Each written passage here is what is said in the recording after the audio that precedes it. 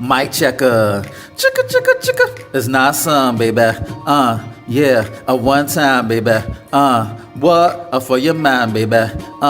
Yeah. We gon' shine, baby. And what we do, we gon' grind, baby. Yeah. What? And this is another episode, of Swingers After Dark. And this is your host, Nasan, baby. Here we go. What's good, family? You know, I want to talk about a misconception about the swinger lifestyle. And Nasan, what is that misconception? Talk to me. Clear the shit up. Clear the air. So, you know, there's a big misconception about the swinger lifestyle that if you're in the lifestyle, you're automatically a swinger. And that's not the case. No. When you're a swinger, historically and traditionally, you know, you have to be a married couple. You know, it's wife swapping. You're swapping your wife. You know, swinging is not anything new. Swinging existed for years. But I just want to talk about the modern American concept of swinging. I don't want to dig deep into history because that's going to take a long time, and I may have somebody else to touch on that on a future episode.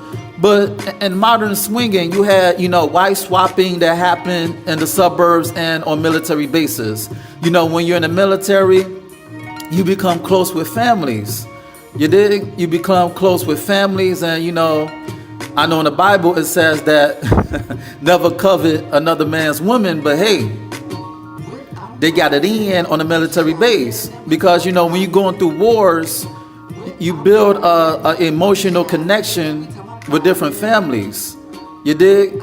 So if the man who went off to war, for some reason he didn't come back home, at least another family could take care of his wife and children. So when you develop an intimate relationship with your neighbor, with your fellow man and his wife, then some swapping is going to go down. Some freaky shit is going to go down. I'm not saying that happens all the time, but you get the point.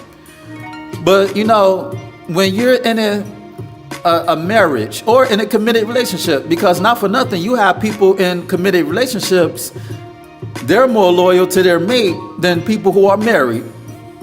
Let's keep it 100. So, you know, you have people, whether they're married or in committed relationships, swinging, they're swapping, because you have some people in committed relationships, they do not believe in marrying under the system. They do not believe in marrying under the government. They don't believe in marriage under the institution. You dig?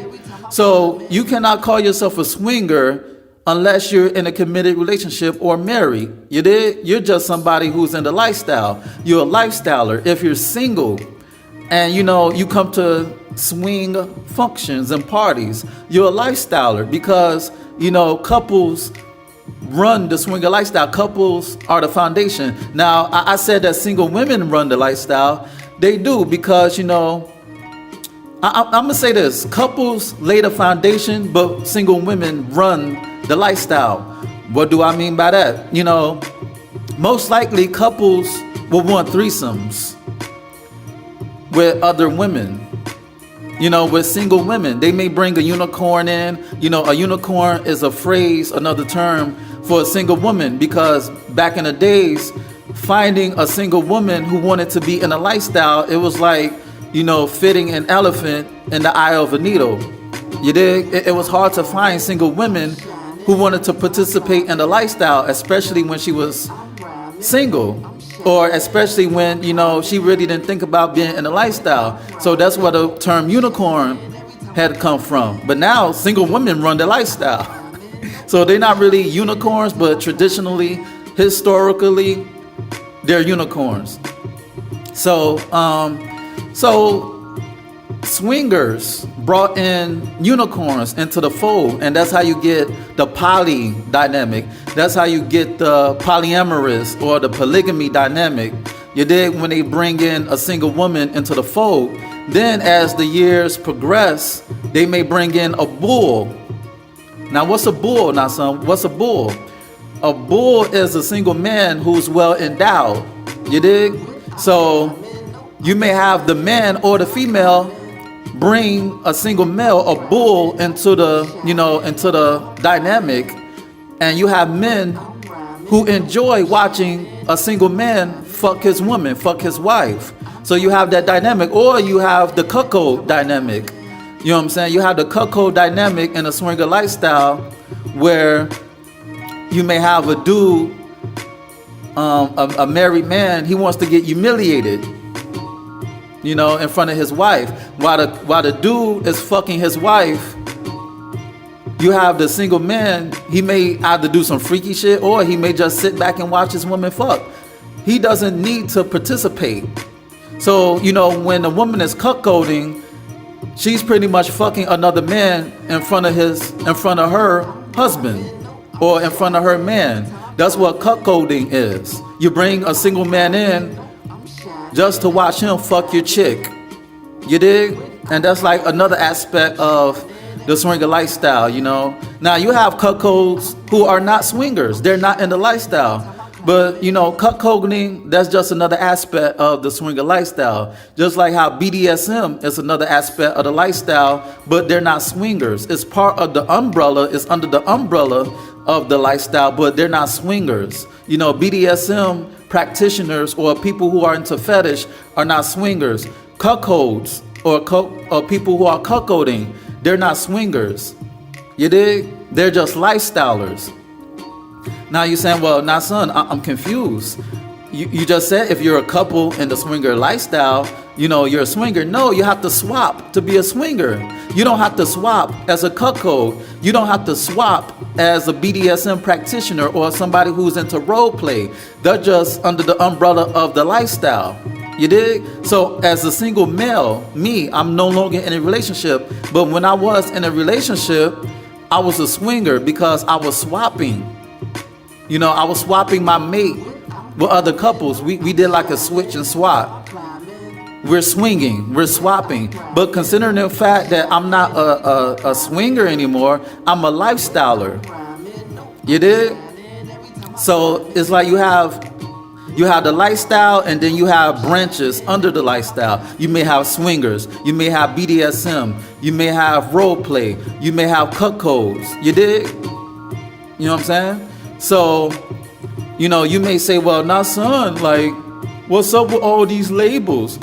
Why people just can't be free? Why do you need to put a label on it? It's like, you got to realize that, you need labels to cease confusion. You dig? When people are just doing whatever, there's no order. It's like people put the wrong labels on something that is not even related to what you're seeing or what you're reading. Like when I go to Pornhub or X videos, they say a swing party, but how the fuck is a swing party? You just got a bunch of single people who's fucking in an orgy. That's not swinging. Then you have, that bring forth a misconception that people could just go to swing parties and there's no rules. They could just do and say anything. They could go to a play session and hop into somebody's play session without asking. They could just do whatever because they saw the word swinging and they associate swinging with an all-out orgy, and that's not the case. In swinging, you have parameters, boundaries, rules, and regulations to make sure that people involved are comfortable, because you have couples who have their own rules that they supposed to follow. You dig? So it's more regulated in the swinging lifestyle than just a bunch of people fucking. So that's why you need labels. It's not to oppress people. Labels are not to oppress people. It's just so you can point out who is who. You know what I'm saying? So it could keep some sort of order. You dig? Because when you have labels in the swinger lifestyle, it separates lifestylers and swingers, because you have single people, they call themselves swingers, but they're not swapping. How are you a swinger as a single person? You're not a swinger. You're not in a committed relationship. You just got fuck buddies who you bring to parties, or you just bring yourself. You're not swapping with anybody. So I cannot give you that respect. I could call you a lifestyler because you're in the lifestyle. You're among like-minded people. You dig? And first of all, everything got labels on it. Your clothes have labels. Your food has labels. You are a label. You have a name. You have a social security number. You have a birth certificate. You dig? You're a label. Why? To identify yourself from the rest of the public. And that's what the swinger lifestyle is about. It's about identification. It's a subculture. You understand? So when there are labels like swinger, lifestyler, BDSM, cuckold, or whatever the case, it's not to oppress people. It's to identify the role that that person has to play. Because you have people in the lifestyle who fake the funk. You have people who are single and they're married and they call themselves swingers. How the hell you coming to parties swinging? You call yourself a swinger, but you have a whole wife at home. You have a whole husband at home who don't even know that you're in the lifestyle. But you calling yourself a swinger. You're not even true to yourself, let alone your mate. So I'm saying like bullshit like that. So you need to, what they called it, herd the sheep. Yeah, sometimes you need labels to herd the sheep. I'm not talking about some made up labels like pansexual. What the fuck is a pansexual? Like sapiosexual. Like, don't get it twisted. I love women who have intelligence, but I'm not gonna call her a fucking sapiosexual. It's like people make up shit just to make shit up, but not to make up something, or not to make up something to set a foundation where everybody could prosper, where you can know who is who. You could identify somebody in the ecosystem of whatever community that you're a part of. You know what I'm saying? Everybody has a role to play, and that's where labels could become beneficial. So family, you know, there's a difference between a swinger and a lifestyler.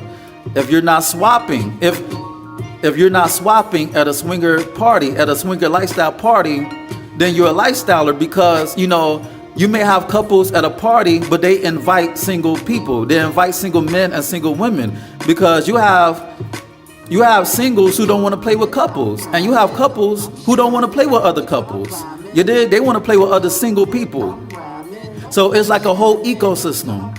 You know what I'm saying? So just because, you know, the foundation are couples, just because the foundation of the swinger lifestyle are couples, that doesn't mean that singles are not allowed to participate.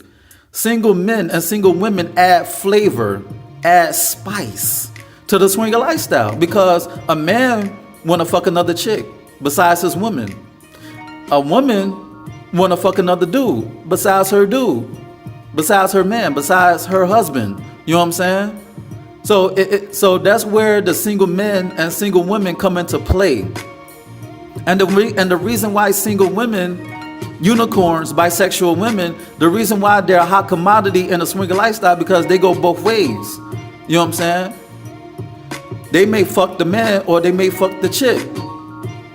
Now, the reason why bisexual men or gay men, they're not really a commodity, because you have bisexual women, they don't find gay men attractive. They don't find bisexual men attractive. And you have couples who are not comfortable with gay men or bisexual men.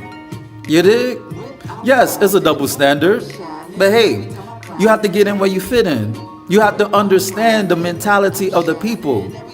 Bisexual women are welcome, depending on the group. But I'm saying for the most part, the swinger lifestyle is about couples and heterosexual men, single men, heterosexual single men, and bisexual women. So that's the hierarchy. You have couples.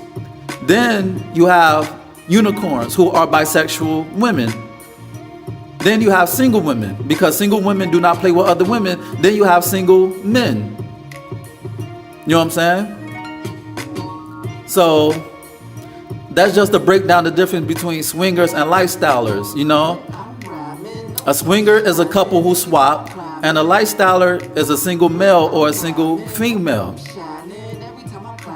So that's like the hierarchy. Anyway, this has been another episode of Swingers After Dark. And this is your host, Nasan, baby. And once again, I want to say this for people in the cheap seats. There's a difference between swingers and lifestylers. You have your couples, they're swingers. You know, usually the couples, heterosexual male and a bisexual female or a straight female who play with other couples. Then you have your lifestylers, single male, single women. single women, single males. And generally, you have different aspects of the lifestyle that caters to bisexual men or gay men. But you have to, that's not really the norm per se, you know? So I'm just giving you a brief synopsis about the swinger lifestyle. And once again, this has been another episode of Swingers After Dark. And this is your host, Nasan, baby. Check out my website at www.nasanblaze.com. That's www.blaze. Wait, shit, I'm fucking up. That's www.nahsunblaze.com. Damn, I'm thinking about fucking. I forgot my damn website. Real talk. Check out my website for my ebook, You Me Us Them, for You Me Us Them, the Swinger Manifesto. It's on Nook, Kindle, iBooks, Google Play, all that good stuff. And check out my Instagram. That's Nasan the Great. Check out my YouTube. Subscribe to this channel. Share my episodes and this one. Hit me up on Twitter. That's Nasan1, the number 1. Check out my Tumblr. That's Nasan the Great. Check out my Snapchat. That's Nasan the Great. My Snapchat is for women only, and not women who look like dudes. Now we gonna go out like this, man. So here we go. What? So here we go. Chicka chicka. So here we go. What? Yeah. And I'm out.